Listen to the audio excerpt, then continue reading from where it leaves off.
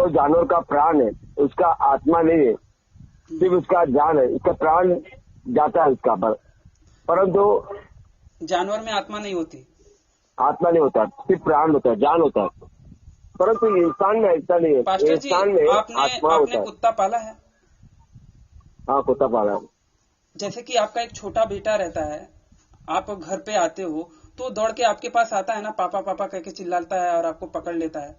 वो कुत्ता भी तो उसी तरीके से पूंछ हिलाते हुए भौंकते हुए आपके सामने आता है। भावनाएं तो दोनों की एक ही है ना, आत्मा दोनों में है पास्टर जी। तो अभी आपका जैसे कि मैं आपको पास्टर ऐसा जी, लग रहा है कि आप नहीं पास्टर जी, क्रिश्चियन है। नमस्ते सभी को मित्रों, वैचारिक मंथन यूट्यूब चैनल पर मैं आपका साथी आशीष चौरसिया आप सभी का हार्दिक स्वागत एवं अभिनंदन करता हूं। मित्रों, कुछ दिनों पहले हमारे एक दर्शक ने मुझे व्हाट्सएप पर एक पैम्फलेट भेजा, एक पैम्फलेट का फ़ोटो भेजा, जो कि उन्हें असल्फा मेट्रो स्टेशन पे क्रिश्चियन मशीनरी के लोगों के द्वारा मिला था। उसमें हिंदुओं को भ्रमित करने वाली बातें थीं और बाइबल और क्रिश्चियनिटी और ईसा के बारे में बहुत ही बढ़ा चढ़ा कर, जैसा कि चाशनी में लपेट के बताया जाता है, वैसे ही बताया गया था। और साथ ही साथ उसमें कुछ नंबर भी थे जिन पे कॉल करके व्यक्ति उनसे बात करके उन सब चीज़ों में और विस्तार से जान सकता था। तो उनमें जो पहला नंबर था, उनके पास मैंने कॉल किया, उन पास्टर जी के पास। तो पास्टर जी से पहले ही मैंने पूछ लिया था कि आपके पास समय है? तो उन्होंने कहा कि मेरे पास समय नहीं है। तो मैंने कहा कि कोई बात नहीं, फिर कभी बात कर लेंगे।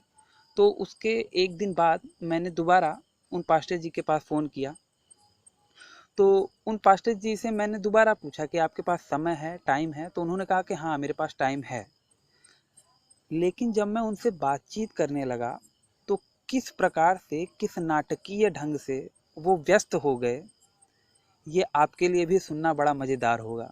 तो वही बातचीत जो उन पास्टर जी के साथ मेरी हुई थी, मैं आप सबके समक्ष रख रहा हूँ। आप सब भी सुनिए एवं निर्णय लीजिए। हेलो। हाँ पास्टर जी, नमस्ते। जय मसीह की। नमस्ते। कौन? पास्टर जी, परसों मैंने आपके पास फोन किया था शाम के टाइम पे। आप हाँ जी, हाँ, बराबर। अभी आपके पास टाइम है पास्टर जी? बात कर सकता हूँ? हाँ, टाइम है, बोलिए। पास्टर जी, जैसे कि मैंने पैम्फलेट देखा और मैं काफी समय से बाइबल वगैरह का थोड़ा बहुत स्टडी भी कर रहा हूँ। तो जैसे कि पहले तो मुझे ये बताइए कि बिलीवर्स चर्च का मतलब क्या है? किस चीज में बिलीव होना चाहिए? बिलीव बोलते हो हमें जो है विश्वास होता है। विश्वास है कि बोलते हो आइंदे की चीजों पर रखने वाली बात विश्वास। अभी एक जो है एक चीज बताओ कि अभी हम लोग ट्रेन का टिकट खरीदते हैं, काउंटर में हम लोग पैसा देते हैं। पैसा देने के बाद वो हमको क्या करता है, वो टिकट देता है और हम उस पर बिलीव करते हैं, विश्वास करते हैं ना कि बाबा ये तारीख को एक समय पर मैं यहाँ से प्लेटफॉर्म से यहाँ तक मैं गाड़ी में यात्रा कर सकता हूँ। एक विश्वास है ना।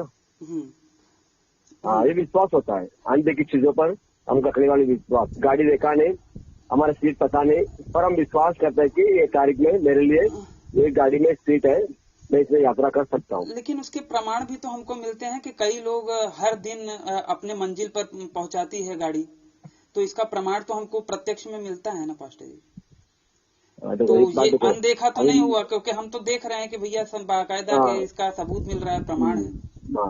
बराबर है। पर मैं इतना तो और बोलना चाहता हूँ, देखो अभी क्या है ना, मैं ये नहीं बोलूंगा कि मैं किसी का धर्म के बारे में नहीं बात करता हूँ कि ये वो छोटा मैं उनसे ये नहीं बोलता। मैं उसमें को नहीं, मेरा मानना है कि जो गलत है ना पास्टर जी, गलत है। देखिए, अब मैं एज ए हिंदू, अब लोग कहते हैं कि भैया पाप किया हो, कैसा भी पाप करोगे, गंगा नहाने से पाप धुल जाते हैं। ऐसा थोड़ी ना होता है कि कोई गंगा नहा ले तो पाप धुल जाएंगे। तो ये सारी चीजें तो गड़बड़ है। देखो, नहीं, पाप जो है ना, इंसान जो है इस दुनिया में ना पाप था उस समय पर परमेश्वर ने मनुष्य को बनाया, और मनुष्य ने जो उसका आज्ञा का पालन नहीं किया, पाप किया, तब से लेकर इस धरती में पाप चलता गया। तब ईश्वर ने क्या किया, इंसान को शुरुआत में नियम दिया कि तुम अपने पाप के लिए, अर्पण के लिए, उसकी क्षमा के लिए बलि चढ़ाओ। तो इंसान क्या किया, बलि चढ़ाता गया, पर वो उसको वही आदत लग गया, पाप करो बलि चढ़ाओ, पाप करो बलि चढ़ाओ। किसका बलि चढ़ाओ? परमेश्वर बोला, जैसे कि जानवरों का बलि, तो जानवरों का ये नियम परमेश्वर ने ही दिया था। ये नियम परमेश्वर ने शुरुआत में दिया था। तो उस समय शुरुआत में मतलब हम मान सकते हैं कि परमेश्वर ने शुरुआत में गलत नियम दिया था। गलत नहीं दिया, क्योंकि इंसान जो है वो गलती के लिए वो कुछ ना कुछ उसको रास्ता मानता ना।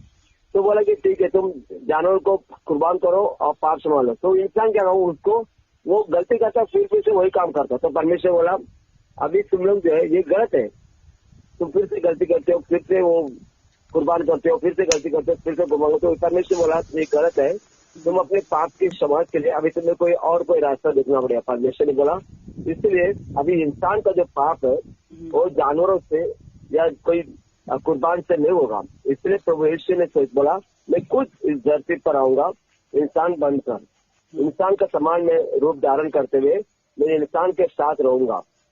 और मैं क्या करूंगा, मैं अपना प्राण उसके में कुर्बान करूंगा, क्योंकि उसका लघु जो है शुद्ध है। जानवर का लघु में वो शुद्ध करने का ताकत नहीं है। परमेश्वर बोला मैं अपना खून बहाकर मैं अपने खून से तुम्हें नया जीवन दूंगा, तुम्हारे पाप क्षमा के लिए। इसका तुम कुर्बान मत करो, एक बार तुम पाप क्षमा प्राप्त करो, उसके बाद उस पाप रास्ते में मत जाओ। बराबर। इसका जो है ना बहुत सारी बात है, आपको ना ऐसा फोन मिले समझा सकता हूँ एक बात। नहीं, जैसे कि पास्टर जी, जैसे कि आपके पैम्फलेट में शुरुआत में लिखा था कि एक दिन शाम के समय एक छोटे से गांव के रास्ते में परमेश्वर का एक दास गुजर रहा था। और साल के आखिरी दिनों में ठंडी हवा चल रही थी। उस समय परमेश्वर का दास अपने घर की ओर चल रहा था। तो कुछ ये जब मैं पढ़ रहा था ना पास्टर जी, तो मुझे एलिया नबी की कहानी याद आ गई, जो 2 राजा में बताया गया है कि एलिया नबी जब जा रहे थे मार्ग में, तो वहां पे कुछ बच्चे आए और उनका ठट्ठा करने लगे और उन्होंने बोला कि हे चंदुए चढ़ जा, हे चंदुए चढ़ जा। तो एलिया नबी ने यहोवा के नाम से श्राप दे दिया उन बच्चों को। श्राप दिया। वो भी तो परमेश्वर के दास थे, वो भी तो परमेश्वर के दास थे। नहीं, ये वो कहानी नहीं है। ये कहानी क्या है ना जी, ठंडी आवाज चल रही थी, एक लड़के ने पीछे से आवाज दिया कि स्वर्ग जाने का रास्ता कहाँ है। तो वो व्यक्ति अचंभा हो गया, रुक गया, बोला कि क्यों तुम ऐसे पूछ रहे हो। तो उसने बोला कि मेरे माँ पिता दोनों गुजर गए, और गुजरते समय उसने बोला कि बच्ची तुम अगर हमसे मुलाकात करना है तो तुम स्वर्ग आ जाओ, स्वर्ग आने से तुम हमसे मुलाकात कर सकते हैं। इसलिए उस लड़की का मन में ये था कि मेरे माँ पिता से मुझे मुलाकात करना है तो मैं क्या करूँ, वो स्वर्ग का रास्ता क्या है।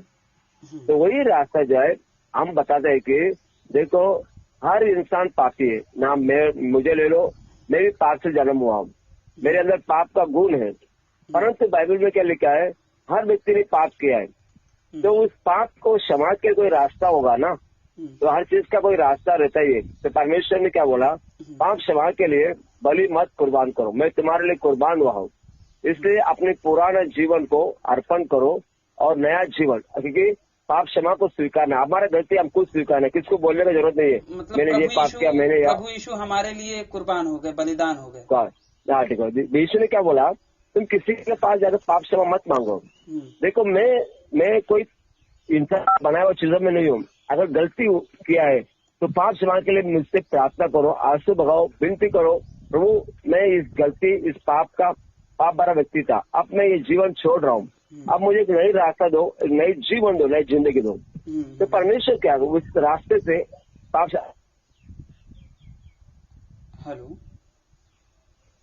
क्योंकि यीशु जो है हमारे पाप को नहीं देखता है, हमारे हृदय को देखता है, मन को देखता है वो। तो वो जो है पाप क्षमा का ऐसा एक रास्ता है। बिल्कुल। तो अभी आपको ऐसा लग रहा है कि आप क्रिश्चियन है। एक्चुअली मेरा ये डाउट था कि परमेश्वर का दास जंगल से जा रहा था, रास्ते से जा रहा था, और उसे बच्चा मिला, और बच्चा नहीं मिला, तो फिर कौन मिला?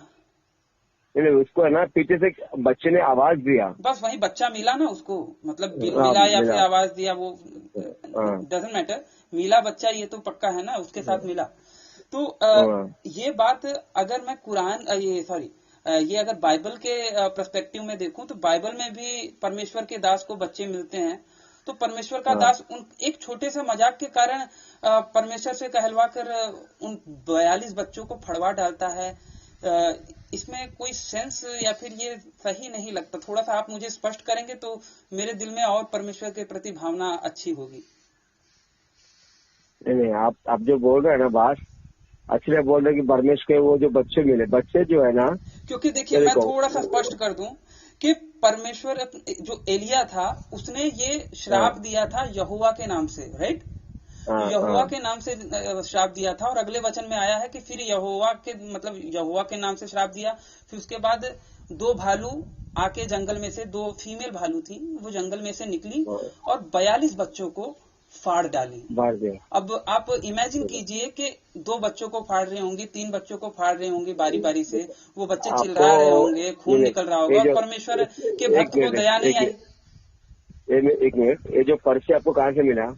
ये पर्ची मुझे असल्फा मेट्रो स्टेशन से मिली थी पाशा जी। असल्फा स्टेशन से मिला, ठीक है चलेगा। और अच्छा, जैसे कि मैं ये कह रहा था, हाँ। ये जो है ना, ये जो चर्च का लोग है ना, उन्होंने बांटा है। हाँ, ये मेरा नंबर पहला था, अभी मैं उसमें नहीं हूँ। ठीक है, मतलब एक्चुअली देखिए पास्टर जी, मैं आपका चलाता हूँ। ठीक है, अच्छी बात है, बहुत ही बड़ी बात है। जैसे कि देखिए, मैं अज्ञानी हो सकता हूँ क्योंकि मैं एक सामान्य इंसान हूँ, लेकिन आप जैसे लोग जो परमेश्वर को समर्पित हो गए हैं, प्रभु यीशु को समर्पित हो गए हैं, वो मुझसे ज्यादा अच्छे तरीके से बाइबल के वचनों को जानेंगे, जो कि मेरे जैसा तुच्छ इंसान नहीं जान सकता। नहीं, अभी क्या है ना, आपने जो बोल रहा कहानी, ये जो कहानी का जो है अर्थ है, वो अर्थ क्या कि एक बच्चा था जिसकी माँ और पिता बीमार थे, जिसके हाथ, हाँ नहीं, वो मैं समझ गया। चलिए छोड़िए, वो गुजरने पर वो व्यक्ति ने उसको ये रास्ता दिखाया कि स्वर्ग जाने का रास्ता क्या है। बिल्कुल, अगर मेरा माँ पिता का रास्ता क्या है, और वो जो आप बोल रहे हैं एलिया का, वो अलग बात है, वो इसका वो अच्छा नहीं। वो जो एलिया जो है, जैसे कि पास्टर जी मैं समझ गया। जैसे कि मैं ये कह रहा हूँ कि जैसे कि वो बच्चे ने सवाल किया कि हम स्वर्ग में कैसे जाएंगे, तो स्वर्ग में कौन जाएगा और कब जाएगा, थोड़ा इसके बारे में नहीं, आज सबको क्या है ना, सबको स्वर्ग जाने का है। अभी सबको अच्छा रहना है, अच्छा जिंदगी चाहिए, सबका साथ सोचते कि हमारा भलाई हो, अच्छा ही हो, पर जो है सबको एक दिन मरना पड़ता है, या शायद तुम हो या मैं हो, हमको मृत्यु तो सबको है, पर मरने के बाद हम कहाँ जाएंगे, ये क्वेश्चन होता है। अभी एक जानवर को काटो, जानवर का प्राण है, उसका आत्मा नहीं है, सिर्फ उसका जान है, उसका प्राण जाता है उसका, परंतु जानवर में आत्मा नहीं होती, आत्मा नहीं होता, सिर्फ प्राण होता है, जान होता है, परंतु इंसान में ऐसा नहीं है। इंसान में आत्मा होता है। कुत्ता पाला है?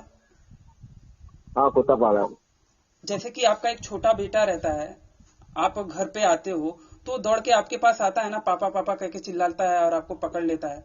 वो कुत्ता भी तो उसी तरीके से पूंछ हिलाते हुए, भौंकते हुए आपके सामने आता है। भावनाएं तो दोनों की एक ही है ना, आत्मा दोनों में है पास्टर जी। मुझे तो लगता है कि अगर कोई ये कहे कि भैया कुत्ते में आत्मा का मतलब होता है, कुत्ते का मतलब होता है, या फिर जीव का मतलब होता है, आत्मा का मतलब होता है कि भावनाएं होना, भावनाओं का सागर। नहीं, वो भावना अलग है। आत्मा को जो इंसान और जानवर में बहुत फर्क होता है। इंसान और जानवर में बस यही फर्क होता है कि जानवर ज्यादा समझदार नहीं होता, इंसान ज्यादा समझदार होता है, लेकिन भावनाएं भावनाएं होती है ना, वो दोनों में।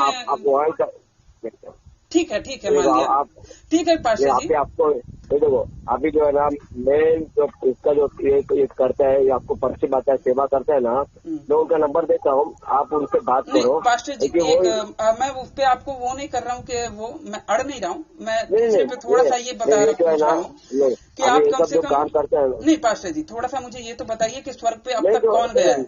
मैं वो क्या करता हूँ, मैं आपको पास्टर जी का नंबर भेजता हूँ, उनसे बात करो, क्योंकि ना मैं आश्रम चलाता हूँ और मेरा नंबर उन्होंने उसमें डाल दिया है। बट पास्टर जी, आप कुछ तो जानकारी रखते ही होंगे पास्टर जी बाइबल वगैरह। मैं जानकार हमेशा होता हूँ, आपको वही बराबर जानकारी देंगे वो लोग ही, वो लोग क्या है, उनका एक परिचय है पूरा। हो तो आपकी बहुत कृपा होगी पास्टर जी अगर आप मुझे उनका नंबर। मैं आपको नंबर देता हूँ, उनसे बात करो। मैं नंबर आपको व्हाट्सएप पे भेज देता हूँ, ठीक है? व्हाट्सएप पे? अच्छा, मैं व्हाट्सएप पे आपको मैसेज करूँ पास्टर जी?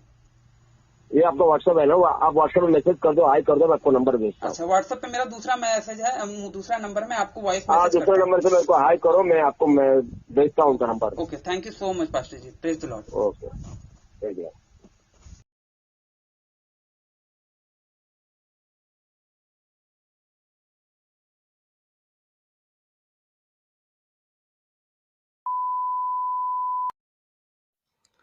तो बस मित्रों, आज का हमारा ये वीडियो यहीं पे समाप्त होता है। अगर आपके पास भी ईसाई मशीनरियों के द्वारा बांटे जाने वाले पैम्फलेट हैं तो आप उसे मेरे व्हाट्सएप नंबर 7798889236 पे ज़रूर शेयर कीजिए। मैं उनसे बात अवश्य करूँगा। अगर ये बातचीत आप लोगों को पसंद आई हो तो इसे अपनी मित्र मंडली में शेयर अवश्य कीजिएगा। मित्रों, जैसा कि आप लोग जानते हैं कि हमारा पिछला चैनल आशीष चौरसिया कुछ जिहादी तत्वों के द्वारा डिलीट करवा दिया गया था, इसीलिए अपने इस नए चैनल वैचारिक मंथन को सब्सक्राइब अवश्य करें। इस वीडियो को अंत तक देखने के लिए आप सबका बहुत बहुत धन्यवाद। नमस्ते जी, जय श्री राम, जय माँ भारती।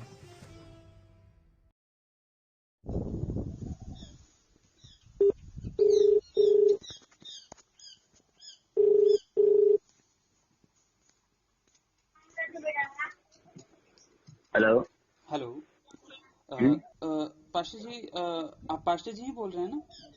हाँ, बोल रहा हूँ, विजय बोल रहा हूँ, विजय पास्टर जी, मुझे ये नंबर आपका पैम्फलेट पे मिला था।